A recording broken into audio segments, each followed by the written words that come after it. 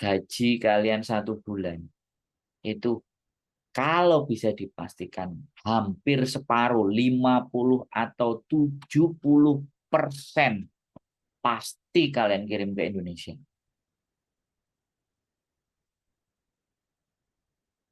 Ya, sekali lagi. 70 dari 50 sampai 70% pasti kalian kirim ke Indonesia. Kalau toh pun ada, kalau toh pun ada yang disimpan di Hong Kong, itu paling cuma 20% dari gaji kalian. 30% kalian pegang aja itu keren. Kalau toh pun ada itu jumlahnya nggak banyak. Rata-rata jumlahnya pasti besar.